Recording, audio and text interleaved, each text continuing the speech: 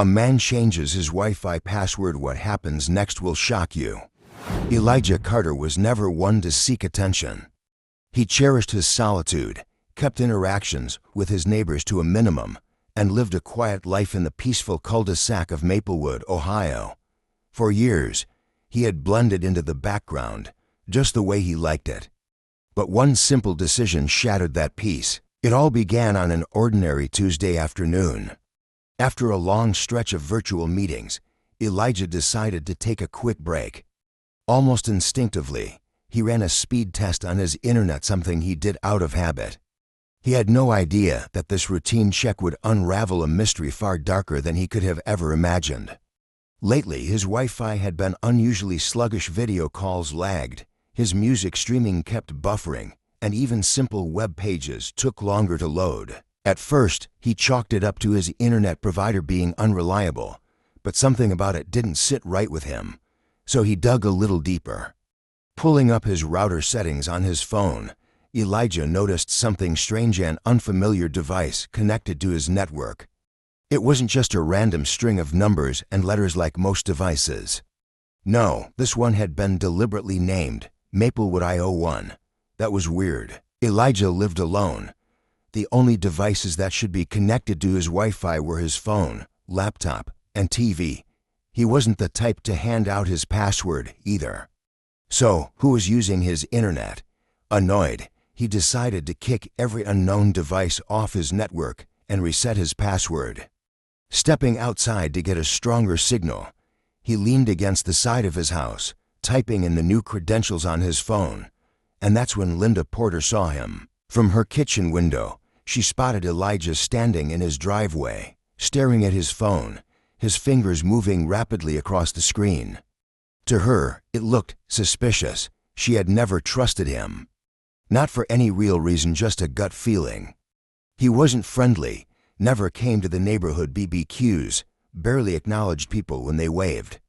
And now, here he was, standing outside, messing with something on his phone. Her mind jumped straight to the worst possible conclusion. He was hacking. She had no idea what or why, but she just knew something wasn't right. Before she could talk herself out of it, she grabbed her phone and dialed 911. "Yes, I need to report something suspicious. My neighbor, he's outside, doing something weird on his phone. I don't know what, but it just looks off. Can you send someone to check it out?" The dispatcher asked a few questions, but Linda didn't have any real answers. She just kept repeating the same thing. "He's up to something, I just know it." The police were on their way, and Elijah? He had no idea his quiet afternoon was about to turn into a full-blown investigation. But what neither of them knew was that the real danger had nothing to do with Elijah at all. Elijah had just finished updating his Wi-Fi password when he heard the sirens. At first, he barely noticed. Maybe they were headed somewhere else. But then he saw the squad car slow down and stop right in front of his house. 2 officers stepped out. The first, a tall, broad-shouldered man with sharp features, Detective Marcus Hawley. His partner, Officer Rachel Carter, had a more compact frame, but there was something about the way she carried herself: calm, controlled, in charge. Elijah exhaled slowly. Here we go. He didn't move as the officers approached. Hale's hand hovered near his belt, not quite on his gun, but close enough to send a message. "Sir," Hawley called out, voice steady. "We got a call about some suspicious activity. Mind telling us what you're doing?" Elijah frowned. Suspicious activity? He was standing in his own driveway. "I'm changing my Wi-Fi password," he said. His tone carried a hint of confusion, but he kept his voice even. He knew how these things could escalate. Hawley exchanged a quick glance with Carter before looking back at Elijah. "Do you live here?" Elijah almost laughed. What kind of question was that? His car was parked right there. His name was on the mailbox. "Yeah," he said, crossing his arms. "I've lived here for 3 years." Before Hawley could respond, a voice cut through the air. "He's lying." Elijah turned, and there she was, Linda Porter, standing on her porch, arms folded, watching everything like she was the self-appointed neighborhood security guard. "Linda Porter." He's always outside doing something, she continued, eyes darting between Elijah and the officers. Messing with his phone, looking around like he's watching people. Now he's out here, standing in the same spot for 10 minutes, just tapping away. Elijah couldn't believe what he was hearing. Was she serious?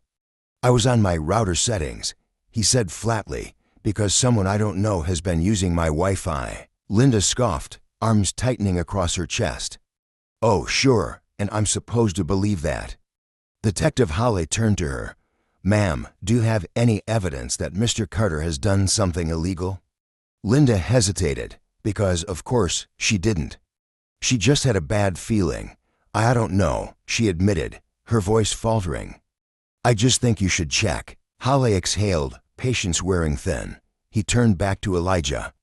Sir, would you mind if we take a quick look at your router settings, just to clear this up? Elijah clenched his jaw. He shouldn't have to prove anything. But he also knew how these situations could spiral out of control. Fine, he muttered, unlocking his phone and pulling up the settings. Here, take a look. Holly leaned in, scanning the list of connected devices. And then his expression changed, because there it was, Maplewood IO1. Hale's eyes flicked up. Who owns that device? Elijah shook his head. Not me. Officer Carter stepped in, eyebrows raised. So someone's been using your Wi-Fi without permission. Elijah nodded. And I don't think they were just stealing internet. Look at the connection logs, it's been running non-stop. Someone's been watching. Detective Hale's posture shifted. This wasn't just a petty neighbor dispute anymore. From her porch, Linda Porter suddenly looked uneasy.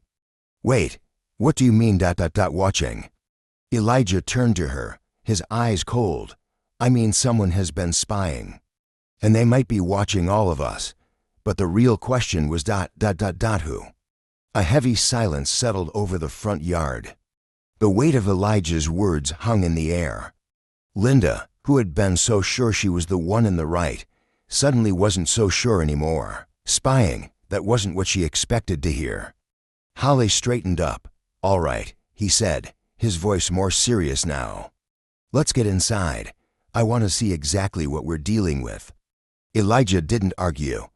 He led the officers into his house, frustration simmering just below the surface. He hadn't done anything wrong, yet here he was being treated like a suspect in his own home. Linda hesitated before following. She wasn't sure why, but something told her she needed to hear this. Once inside, Elijah placed his phone on the dining table and mirrored the router settings onto his laptop screen. The list of connected devices appeared. And there it was again, Maplewood IO1. Still connected, still active, Officer Carter leaned in, scanning the details. Can you see what kind of device this is?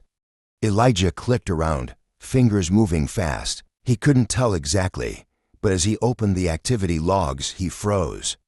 Detective Holly noticed the shift in his face. What is it? Elijah's throat went dry. It's been accessing camera feeds. The room went dead silent. Linda Porter blinked.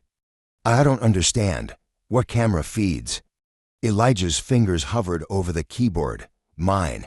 He turned the laptop around. My home security cameras. Someone's been logging in and watching my live feeds. Carter's expression tightened. You're saying someone has been spying on you through your own security system. Elijah exhaled sharply. That's exactly what I'm saying. But then his stomach dropped. Because the more he scrolled, the more he realized it wasn't just his cameras. His system had flagged multiple IP addresses. Some belonged to his network, but others different homes. Oh, this is bad, Elijah murmured. Holly leaned in closer. What do you mean? Elijah tapped the screen. Whoever this is. They're not just watching me. They're watching other people in the neighborhood. Linda took a step back, shaking her head. No, that can't be right. Elijah turned to her. You sure about that? He clicked another log. A new feed opened. A dimly lit hallway appeared. Then a living room. Then a bedroom. Linda gasped. Wait, that's Elijah didn't even have to ask. He recognized it immediately. It was her house. Linda stumbled backward, pressing a hand to her mouth. Navarro's voice was sharp. How the hell is this happening? Elijah gritted his teeth. If I had to guess, someone in the neighborhood set up a fake network. A Wi-Fi signal that looks like a normal connection. People unknowingly connect to it, and once they do, their devices get compromised. Carter's face darkened. You mean, a man-in-the-middle attack? Elijah nodded. Exactly. Linda's voice shook. So you're saying someone's been, what? Watching me, my family? Elijah's eyes didn't leave hers. That's exactly what I'm saying. She sank into a chair, hands trembling. Oh my God. Navarro's jaw tightened. All right. We need to figure out who's behind this and fast. But what none of them knew was that the person responsible was a lot closer than they thought. Detective Halle wasted no time. He pulled out his radio and called in for cybercrime support. This is bigger than we thought, he muttered to Officer Carter. If someone's running a surveillance network, they're not just invading privacy, they're committing a felony. Carter nodded, her expression serious. And if we don't stop them now, who knows how far they've already gone? Elijah, still seated at his laptop, was already digging deeper. He wasn't a hacker, but he knew enough about network security to trace where the data was being sent. He opened the IP logs and froze. Wait. This can't be right. Halle looked up. What? Elijah turned the laptop screen so they could see. The data isn't going to some random server. It's being sent to an address right here in the neighborhood. Melanie's eyes widened. You mean someone close by is behind this? Elijah nodded. It's coming from a house just a few doors down. Detective Hale's expression darkened. Can you pinpoint exactly which one? Elijah worked fast, cross-referencing connection timestamps with signal strength. Within minutes, he had a match. His stomach dropped. He recognized the address. Melanie did too. No, she whispered, shaking her head. Elijah cut her off, his voice cold. That's Ryan's house. Ryan Porter, Melanie's own nephew, a 22-year-old college student who had moved in with her a few months ago. He was quiet, always on his computer, barely socialized. Now, suddenly, things were making a whole lot of sense. Melanie's face went pale. No, that doesn't make any sense. Ryan isn't. He wouldn't. Carter stepped in. We need to talk to him, now. Melanie hesitated. She didn't want to believe it, but deep down, something in her gut told her it was true. I'll take you to him, she murmured. Elijah stood up. I'm coming too. Halle shot him a sharp look. No, you stay here. Let us handle this. Elijah clenched his jaw. He hated sitting back, especially when he was the one who uncovered everything. But he also knew pushing back wouldn't help. Fine, he muttered. But you'd better get the truth out of him. But the truth, it was even worse than they imagined. Melanie's hands shook as she led Navarro and Carter down the street to her house. Every step felt heavier than the last. Ryan, the kid she had taken in, the one she had helped through school, it couldn't be him. And yet, deep down, a voice in her head whispered, what if it is? She opened the front door, her voice wavering. Ryan, can you come downstairs for a minute? No answer. Navarro exchanged a look with Carter before stepping inside. We're going up. Melanie didn't argue. She just wrapped her arms around herself, her breath unsteady. They climbed the stairs, reaching Ryan's bedroom door. It was shut. No sounds inside. Navarro knocked hard. Ryan, this is the police. We need to talk. Still nothing. Then the sound of movement, a chair scraping, footsteps. Carter's hand hovered over her gun. Open the door. Now, slowly, the knob turned. The door creaked open, revealing Ryan Porter. He looked startled, nervous. His eyes darted between Navarro, Carter, and his aunt. His hands fidgeted at his sides. What's going on? He asked, his voice tight. Navarro studied him. We have reason to believe you've been accessing private security cameras in the neighborhood. You want to explain that? Ryan's face barely flinched, but his fingers curled slightly, like he was gripping something invisible. What? That's crazy, he scoffed. I don't know what you're talking about. Melanie's hands shook as she led Navarro and Carter down the street to her house. Every step felt heavier than the last.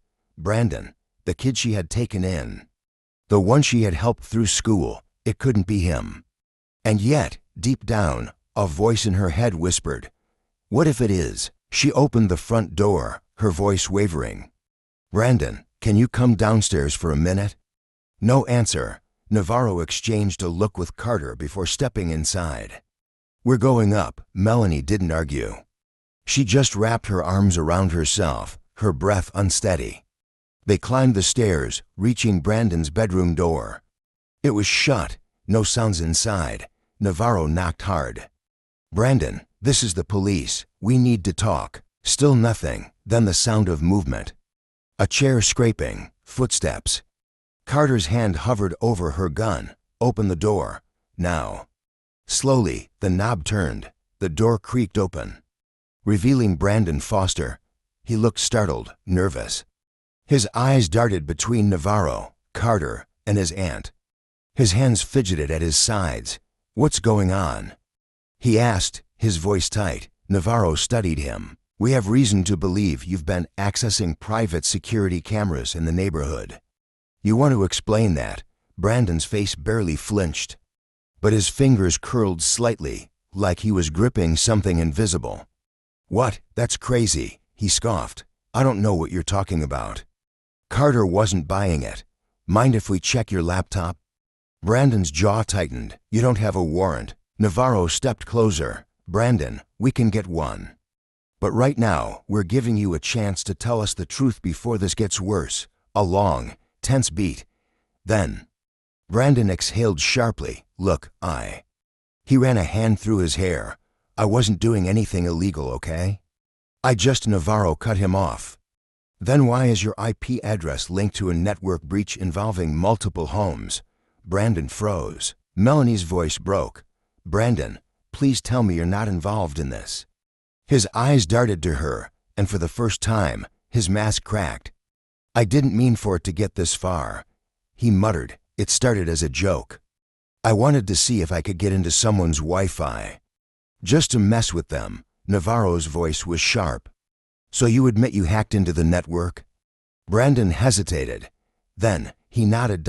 Melanie's breath caught in her throat. Brandon kept going, his voice faster now. "It was just supposed to be a prank. But then I saw the security cameras, and I got curious." Carter's eyes narrowed. Curious or obsessed?